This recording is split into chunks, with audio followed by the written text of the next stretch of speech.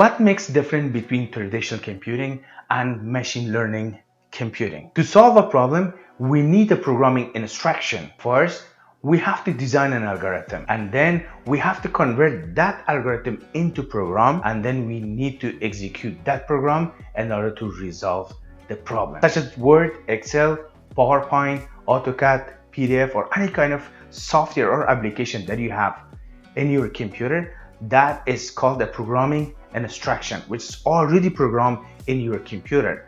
Means we don't need to log into any consoles in order to modify that application. That is already programmed and installed in your computer, or you may need to install in your computer. This is called a traditional ways of computing. With the machine learning, it is slightly different. There is no programming instruction. There is no programming instruction like Word, Excel, PowerPoint, AutoCAD, or any kind of application. What we're going to do at this point, we model a system with some trained data. From that set of data, it predict the output. We provide some information to the computer, and then we let the computer take the decision. The question is how machine learning predict the output. There are a diversity of machine learning, such as supervised learning, unsupervised learning, reinforcement learning, and so on. Let's talk about these types of machine learning one by one. Okay guys, let's talk about the supervised learning. We have a set of data. Which kind of data? We have an input and output data inside the computer. Inside the computer, we have an input and output data. One of the most accurate language model that we can say so far is supervised learning. The question is why? Because human is involved. Human train this kind of model. So the input and output is inside the computer, and we have labeled each input data for output. Let's say we have a new input. It goes to inside the computer because the computer does come with which kind of information? The computer comes with two kind of information, input and output. Computer knows what is your question, and computers know what would be the answer based on what? Based on the label. When this question comes to the computer patterns find which kind of question you're looking for, and then it lists the map. Get inside the map to find the proper answer for you. The question is, what do you mean by labeling?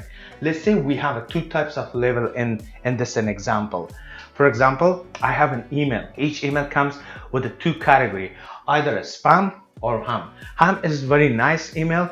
If the spam is, for example, free classes, bonuses, some kind of things to trick your mind in order to click, or phishing, or we can say viruses. And then we have a ham. Ham is like, hey, hello Elias, hope you found it doing great. That is called a nice email. This is how we can label the data.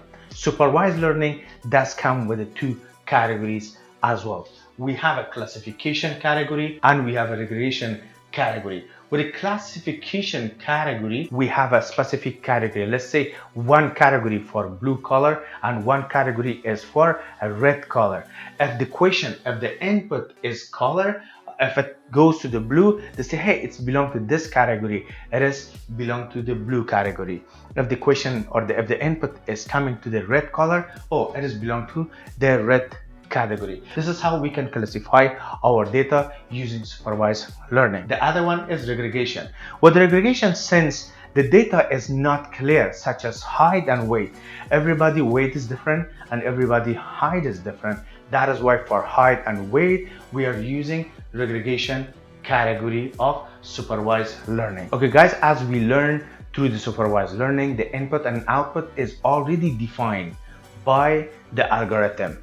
But with the unsupervised learning, we don't have an input information, and meanwhile we don't have output information. So in order to get a proper output information, it does require very precise algorithm. It does require to design a very precise algorithm to provide the most accurate output for those who are searching for information. With the supervised learning, if you guys remember, we program the computer in order to give us an information. For example, we label the information.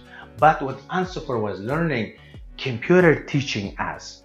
So with the supervised learning, we were teaching the computer, but unsupervised learning is fully opposite. Computer predict the output about the answer of the question that we are asking. One of the most common of unsupervised learning is search engine.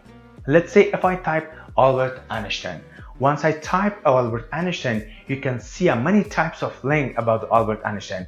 Do you mean biography of Albert Einstein? Do you mean inspiring quote by Albert Einstein, and so on and so forth? You can see many links about Albert Einstein. Through this example, we found that there was no input information and there was no output information, and the output information is based on computer prediction. With supervised learning, we had a classification category and regression category, but with the unsupervised learning, we have a clustering and we have an association rule. Clustering is group of cluster data. For example, we have 100 or 200 group of the clusters.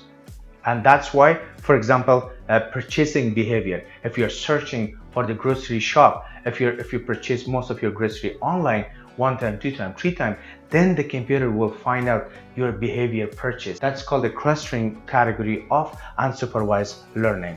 And the last but not least, we have association rule. What is association rule? Have you guys noticed when you purchase a laptop through whatever website you're purchasing, but you can see it gives you some other option as well. For example, if you're searching for X, then you may need Y as well. If you're purchasing for a computer, you may need a keyboard, you may need a mouse, or you may need a study light as well. This is called association rules of unsupervised learning. Okay, we have learned with the supervised learning that the algorithm grabs the information from the computer which is available. Input and output is inside the machine or inside the computer. With unsupervised learning, the algorithm itself predict the output, if you remember, guys. But with reinforcement learning, algorithm learn depend on changes occur in the environment.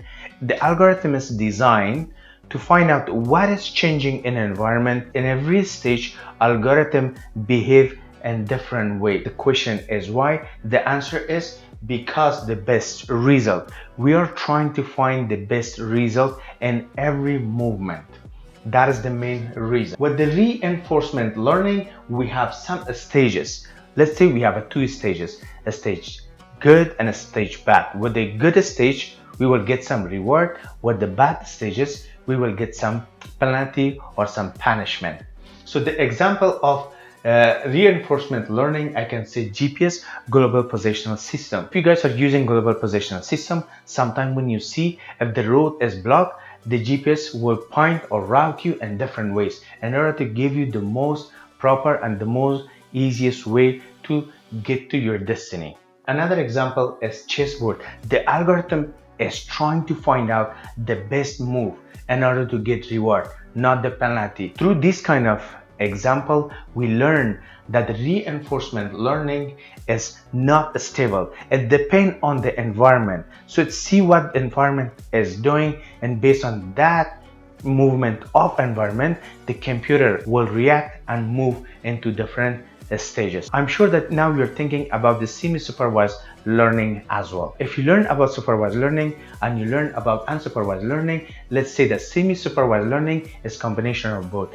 Get some information from supervised learning and get some information from unsupervised learning in order to provide the most accurate output for the user.